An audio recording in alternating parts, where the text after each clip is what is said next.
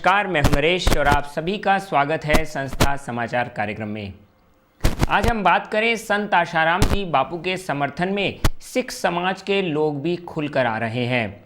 जी हां, सिख समाज के संत बाबा हरपाल सिंह जी, जो कि गुरुद्वारा रतवाड़ा साहिब के मुख्य प्रमुख हैं, उन्होंने आशाराम जी बापू का खुलकर समर्थन किया।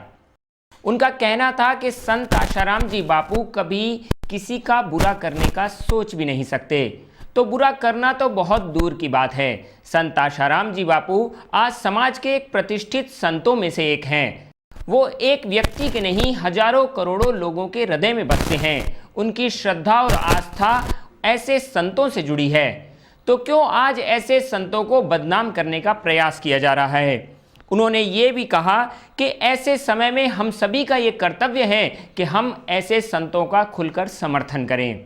जी हाँ, वहीं दूसरी ओर निरंजनी अखाड़ा के महामंडलेश्वर शाश्वतानंद गिरी जी महाराज का कहना था, जहाँ तक मुझे पता है तो अदालत में भी ये होता है कि जब तक, या वैसे भी एक नैतिक एक विधान है कि जब तक ये निश्चय न हो जाए कि कोई व्यक्ति सचमुच उसने गलती की है, तब तक उसे गलत कहने का किसी को अधिकार नहीं है।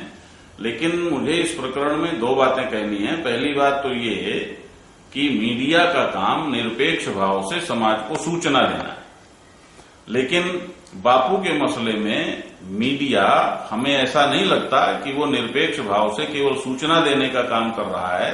ऐसा लगता है कि जैसे वो इंटेंसली स्वयं की भावनाएं विपरीत रख करके और वो अधिक से अधिक उन सूचनाओं को जो नकारात्मक हैं उनको अतिरंजित करने का प्रयास करता है। इसे मैं बिल्कुल एक सामाजिक नैतिकता के हिसाब से, उस दृष्टि से मैं इसे अनर्गल और गलत मानता हूं। मीडिया के द्वारा इतना अतिरंजन और नकारात्मक अतिरंजन बापू जैसे वृद्ध संत के लिए अच्छा मैं नहीं मानता हूं। ऐसा उसको नहीं करना चाहिए। और दूसरी चीज, ऐसा लगता है, ये सोचने पर हर व्यक्ति भारत का मजबूर हो गया है, खासतौर से हिंदू समाज, कि जैसे हिंदू समाज के प्रति, हिंदू संस्कृति, हिंदू परंपराओं और इन सब के प्रति लोगों के अंदर एक वितृष्णा पैदा हो जाए, अश्रद्धा पैदा हो जाए। इस तरह से भी कोई टीम इस देश में संकल्पबद्ध होकर कार्य कर रही है, तभी मीडिया में कोई भी नकारात्मक बिंदु मीडिया के सामने आता है तो वो उसको अत्यधिक अतिरंजित करके प्रकट करना चाहता है, ताकि उसके माध्यम से हिंदू समाज के अंदर भी इन सभी बातों के प्रति नकारात्मक भावना पैदा की जा सके। यह निश्चित रूप से विचारणीय है और मैं सोचता हूं कि इसके लिए सारे समाज को जरा तटस्थ होकर के विचार करना चाहिए, चिंतन करना चाहिए। और यदि समाज में इस प्रकार इतने बड़े दृष्टिकोण के प्रति और इतने बड़े चिंतन के प्रति, इतने बड़े धर्म के प्रति यदि इस प्रकार की श्रद्धा की स्थिति पैदा होती है तो ये समाज के लिए घातक है। हिंदुत्व केवल हिंदू को बचाने के लिए नहीं, तो पूरे विश्व को बचाने के लिए जरूरी है। उसके पास जो अद्वैत वेदांत का जो सर्वात्मकता का चिंतन है, वही सर्वम खलविदम ब्रह्म, या सबका मालिक एक, या सबका आत्मा एक, या सियाराम में सब जग जानी, यही दृष्टिकोण है जो वसुधैव कुटुंबकम का आधार चिंतन है। इसकी रक्षा होनी चाहिए। और यदि कोई जानबूझ करके षड्यंत्र पूर्वक इस तरह की स्थितियां पैदा कर रहा है तो उसकी भी जांच पड़ताल होकर के और उसको उजागर होना चाहिए और उनको भी दंडित होना चाहिए। जी हाँ, पिछले कई माह से जंतर मंतर दिल्ली पर काफी धरना प्रदर्शन चल रहा है। संत आशाराम जी बापू के समर्थन में नए नए संगठन और बहुत सारी संख्या में लोग एकत्रित हो रहे हैं, परंतु उस बात को शायद कुछ मीडिया ने दिखाना उचित नहीं समझा। आज आशाराम जी बापू का जहां खुलकर भारत भर में ही नहीं, विश्व भर में लोग समर्थन कर रहे हैं, उस बात को भी मीडिया को दिखाना चाहिए। आज जंतर मंतर पे कई बार संत सम्मेलन हो चुके हैं और कई बार हजारों लाखों की संख्या में लोगों ने एकजुट होकर आशाराम जी बापू का खुलकर समर्थन किया है। वहां पर बड़े बड़े संगठनों के लोगों ने आकर आशाराम जी बापू के विषय में बहुत ही उचित बातें भी कही हैं, जो कि आशाराम जी बापू के समर्थन में हैं। जिस प्रकार कुछ लोग चैनल पर आकर आज आशाराम जी बापू और हमारे संतों को बदनाम करने के लिए भरचक अनर्गल गंदे शब्दों का प्रयोग करते हैं, जहां दूसरी ओर मीडिया प्रसारण माध्यमों द्वारा जो नई नई मनगढ़ंत कहानियां बनाकर सनसनी फैलाई जाती है और तथ्यों को विकृत करके दिखाया जाता है, तो इस बारे में हमारे वर्तमान राष्ट्रपति श्री प्रणब मुखर्जी जी ने कहा।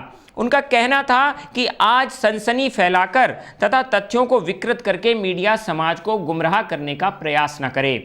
उन्होंने ये भी कहा कि मीडिया पाठकों तथा दर्शकों के माध्यम से राष्ट्र के प्रति जवाबदेह है, इसलिए मीडिया खबरें दिखाने में सावधानी बरते।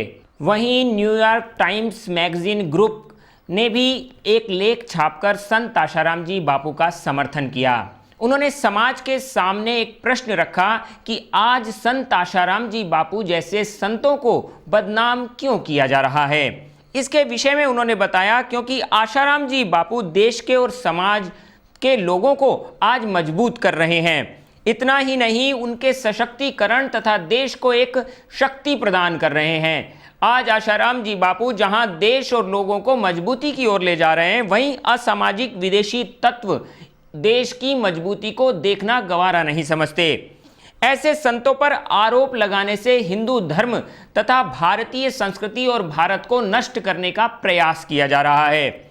उन्होंने ये भी कहा कि भारत के संतों पर ऐसे आरोप लगाना अर्थात भारत की नींव को ही तोड़ने का प्रयास करना है, इसलिए उनकी नींव बने संतों पर आज आघात किया जा रहा है। वहीं यदि हम बात करें तो आशाराम जी बापू के लिए जिस प्रकार कुछ कुप्रचार चैनलों द्वारा एक अनर्गल कुप्रचार किया जा रहा है, उसी श्रृंखला में जो सबसे ज़्यादा कुप्रचार करने वाले चैनलों को आज NBSA अर्थात नेशनल ब्रॉडकास्टिंग स्टैंडर्ड अथॉरिटी ने एक नोटिस के माध्यम से उनको चेतावनी भी दी। जी हां, इंडिया न्यूज़ को उन्होंने ये लेटर भेजते हुए फटकार लगाई और कहा कि आशाराम जी बापू के लिए अपमानजनक शब्दों का प्रयोग क्यों किया जा रहा है। जहां अभी तथ्यों की पुष्टि नहीं हुई है, वहां व्यंग्यात्मक तथा अपमानजनक कहानियां बनाकर आशाराम जी बापू को बदनाम करने का प्रयास किस आधार पर किया जा रहा है। इंडिया न्यूज़ को इस लेटर के द्वारा उन्होंने एक नोटिस भी भेजा। उनका ये कहना था कि ये कड़क शब्दों में कहा कि अगर इस विषय में सावधानी नहीं बरती गई तो इंडिया न्यूज़ के खिलाफ कड़ी कार्यवाही तक की जाएगी।